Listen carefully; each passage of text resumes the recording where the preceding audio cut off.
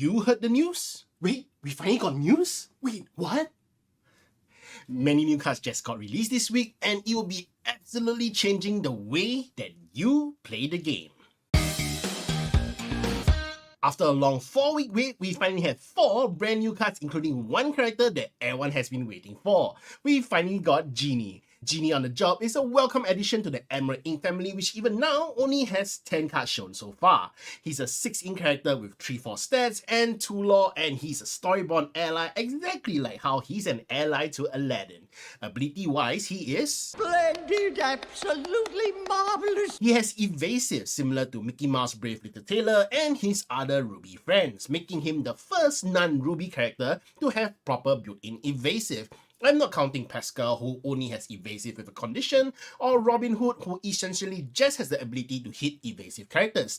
Just this alone would already have made him a decent card to play in Emerald decks. But he also has a disappear ability, where he can return any chosen character to the player's hand when he is played, making that sucker disappear on your command. This is much better than Cruella, since Cruella has to be banished in a challenge to get her ability, meaning your opponent basically gets to control when you get to trigger off her ability.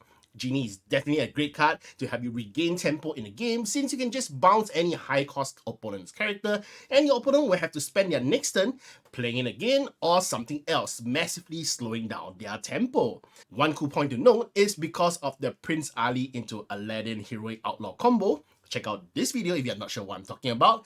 I expect many people to play Emerald and Ruby in the same deck. Once more cards for both Emerald and Ruby are reviewed. What that means is in the late game, you can easily use Genie to return Maleficent Monstrous Dragon to hand, then just play it again in the next turn to banish any threats permanently. Overall, Genie on the Job has definitely granted some wishes to Emerald Ink fans and is definitely worthy of his super rare rarity. Speaking of high rarity card, another Emerald card we got this week is Beast Wolfsbane, our 4th legendary rare card for the first chapter. He's a 5-cost Emerald Dreamborn hero prince character with 4/4 stats and 2 lore, with 2 very strong abilities. First up, he comes with Rush, the keyword which we've only seen so far on White Rabbit's Pocket Watch. This means that you can play him and challenge your opponent's characters right away. Furthermore, if your opponent doesn't have any characters exerted for you to challenge, Beast Wolfsbane even comes with a raw ability that scares all your opponent's damage characters into getting exerted. These 2 abilities combined together means that Beast Wolfsbane has a great opportunity to help you strangle back control of the board from your opponent, just like Genie. I have to say that originally I haven't been too interested in Emerald Ink so far, since their previous cards like Cheshire Cat and Cruella felt kinda gimmicky, especially since these 2 cards let your opponent decide when their abilities would trigger. But both Genie and Beast Wolfsbane is definitely making me think about giving Emerald Ink a shot. Moving on. We move into Amethyst Ink, starting off with Rafiki, Mysterious Sage. Rafiki is a 3-ink Amethyst Dreamborn Mentor Sorcerer character with 3/3 stats with one very simple ability.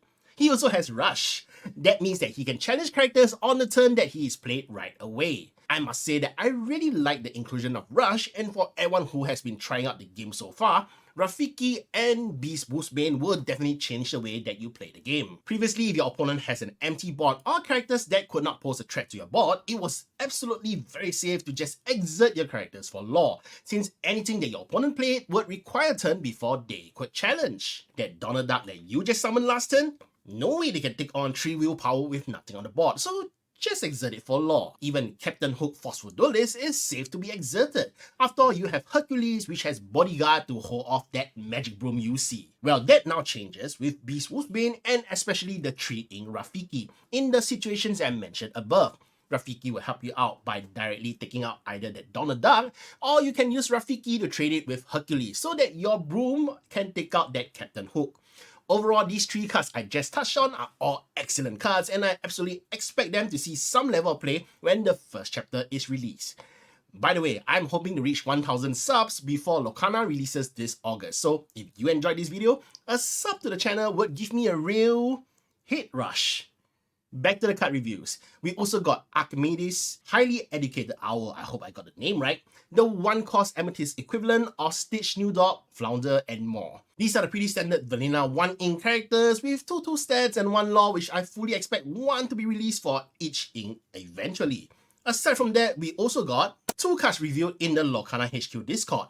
Technically, these are new. We knew about Timon and Iago last month, but we were missing some vital information like some of Timon's stats, while for Iago, we finally got his full ability text, confirming that he gives any character reckless on their next turn by exerting. Iago is 1 turn slower than the similar 3-cost action card The Beast is Mine, but considering that you can potentially get multiple uses of him as long as he survives, and of course Iago can gain you lore, making me think that Iago is a much better card to play in comparison. He's kind of similar to Elsa's Snow Queen in the sense that you can use Elsa to essentially force your opponents to exert their characters for you to challenge and banish so that they can't quest the next turn.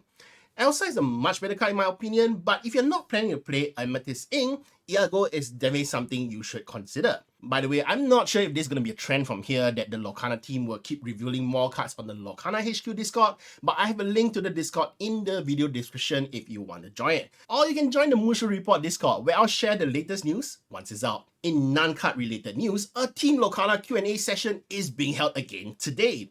The session will be done by the time this video is out. I'm recording this prior to the session, but I'm absolutely sure that I will have all the questions and answers from the Q&A session up on mushureport.com, similar to the last time, by the time you watch this video. So definitely go check it out if you have any gameplay questions. One last bit of news I want to talk about, which I'm sure many of you would have heard by now, is that Upper Deck has filed a lawsuit against Ravensburger, claiming that Lorcana has many game mechanics that they are taken from an upcoming game that they were planning to release.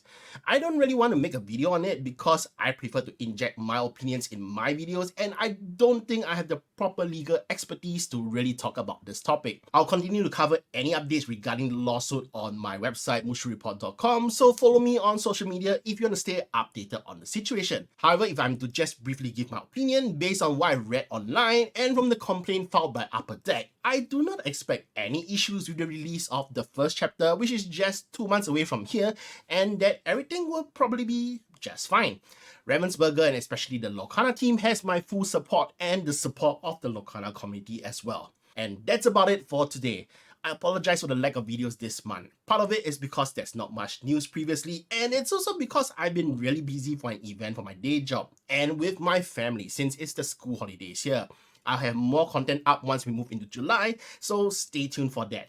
Thank you everyone for your support so far. This is D Summon from Mushu Report, signing out.